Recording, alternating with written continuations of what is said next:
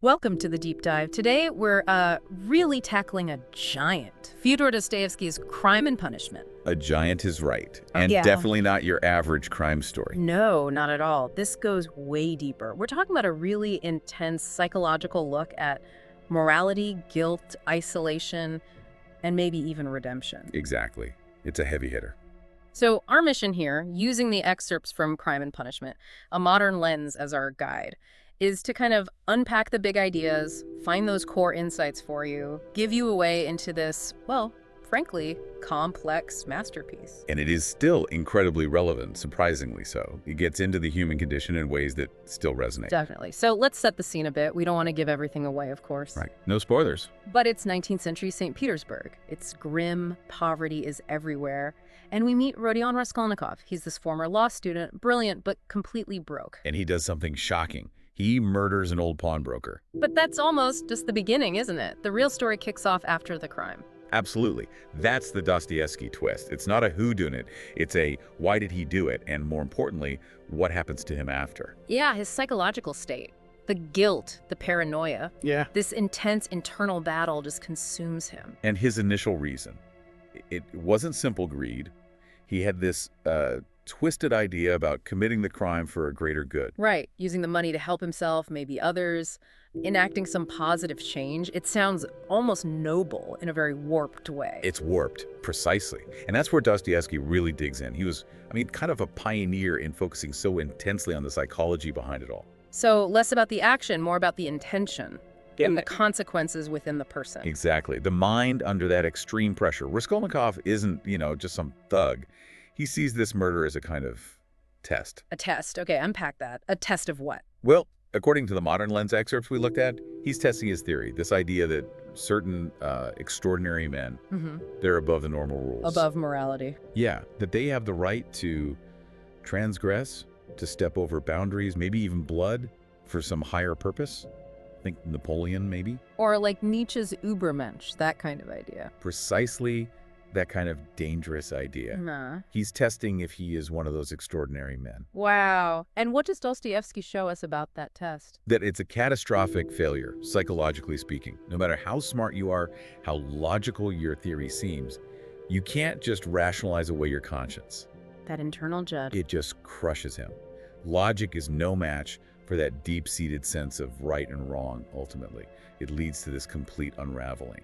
And it's not just happening in his head, is it? The other characters, they seem to represent different philosophical paths, different choices. They absolutely do. But what's brilliant, and our source material points this out, is they don't feel like just symbols. They're real complex people. Right. So Raskolnikov himself, he's the center of this storm. Prideful, intelligent, tormented. Definitely. And then you have someone like Sonia Marmeladov. Ah, Sonia. Such a crucial figure. Incredible character. Right. A young prostitute living in terrible poverty, yet she holds on to this profound faith and compassion. She becomes his moral mirror, doesn't she? She really does. Not by yelling at him, but just by being who she is, by embodying this unconditional love, almost. Exactly. And then there's Porfiry Petrovich, the detective. Who is much more than just a detective. Oh, absolutely. He's a master psychologist. Yeah. He plays this subtle, unnerving game with Raskolnikov. No handcuffs needed initially. He just peels back the layers with his insights. It's like a mental chess match. And then, on the darker side, Svyatogylov. Ugh, Fyodor, yes. He's deeply unsettling, wealthy, manipulative, completely amoral. He's like a potential future for Raskolnikov, isn't he? A really dark reflection of where Raskolnikov's path could lead if he fully embraces that nihilism. A chilling possibility, absolutely. Right. And don't forget his family, Dunya, his sister, and Pulcheria, his mother. Their love and worry just highlight how isolated he's become, the emotional cost of his actions and his ideas. So each character really does offer a different way of navigating the world. Reason, faith, power, love, or just despair. That's a good way to put it. Different paths, different answers to the big questions Dostoevsky's posing. Which brings us to the major themes. With all the psychological depth and these characters, what are the core ideas Dostoevsky really wants us to wrestle with? Well, one of the absolute biggest, and something the modern lens's view really highlights, is guilt as punishment. Okay, say more about that. The idea is simple but profound. The real punishment isn't prison, it's your own conscience. The internal torment is worse than any legal sentence. Far worse, Dostoevsky argues. He shows you, step by agonizing step, How Raskolnikov's mind becomes his own inescapable prison cell. The paranoia, the feverish dreams, the self-torture. He's not really running from the police, is he? He's running from himself. Exactly. It completely redefines punishment. It's not external. It's this devastating internal collapse. Yeah. Much more powerful. That's huge. And it ties into another big one, moral relativism versus absolute truth. This question of whether we make our own rules or if there's something bigger. Yes, the novel constantly pokes at that. Can humans just invent their own morality? Or is there some objective, maybe higher moral law? Does Dostoevsky give an easy answer? Doesn't feel like it. No, he doesn't preach. He shows. Yeah? He shows the horrific human cost when someone tries to rationalize away basic moral truths. Raskolnikov's whole extraordinary man theory is the test case. And we see the result brutally. It forces you, the listener, to sit with that tension. Right, which is why it still feels so immediate. Yeah. Then there's the theme of alienation and poverty. You can almost smell the St. Petersburg setting. It's so vivid, so oppressive. And it's not just a backdrop. It perfectly mirrors Raskolnikov's internal state. Yeah. The grime, the chaos, the suffocating closeness. It reflects his own alienation. From society, family, even from himself. Totally. The external squalor and the internal turmoil feed each other. But amidst all that darkness, there's also redemption through suffering. That seems almost counterintuitive today. It does, but it's central here. It's mainly through Sonia. She guides him, or shows him a possible path. How does her suffering lead to redemption? Her suffering comes from love, from self-sacrifice. It's not meaningless pain. It has a purpose, in Dostoevsky's view. And seeing that, Raskolnikov starts to understand that maybe facing pain, enduring suffering, is necessary for real spiritual healing. The tough concept. It really is. The book is also just packed with these incredibly powerful quotes that stick with you. The modern lens source mentions how they speak to something universal. Oh, absolutely. They cut deep. Like this one. Man has it all in his hands, and it all slips through his fingers from sheer cowardice. Wow. That hits hard, right? Especially thinking about Raskolnikov. All that intellect, that ambition, but maybe lacking the moral courage, or maybe paralyzed by fear after the act. It critiques that gap between thinking and truly being. Or how about, to go wrong in one's own way is better than to go right in someone else's.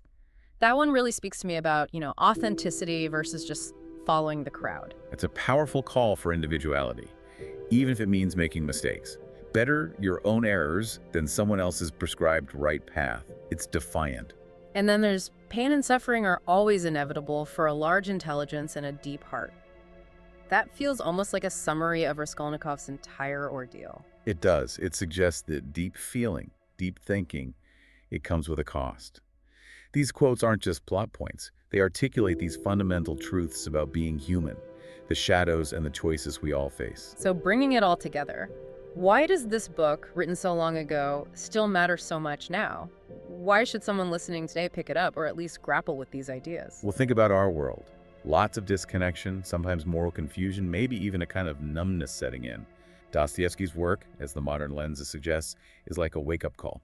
It's a stark reminder that no ideology, no clever theory, no ambition. None of it should override our basic moral sense, our conscience. It warns against those self-serving justifications we can all fall prey to. We still see people trying to rationalize terrible things today based on some ideology or perceived greater good. Exactly. The pattern is timeless. But it's not just a warning. Right. There's also that redemption piece. Yes. It's also this incredibly powerful story about second chances, about transformation.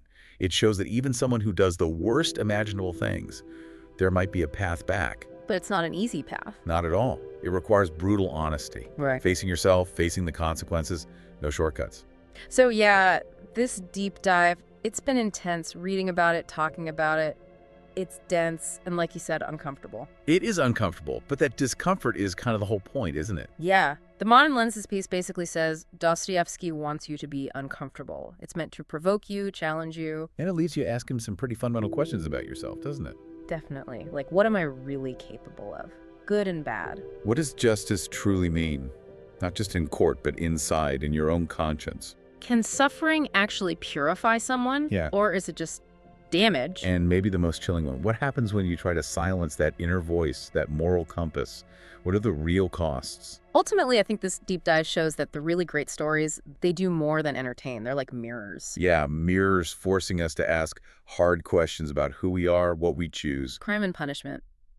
It'll definitely haunt you. It might humble you. But maybe, just maybe, it offers some kind of understanding, too. Perhaps even a path towards healing in a strange way.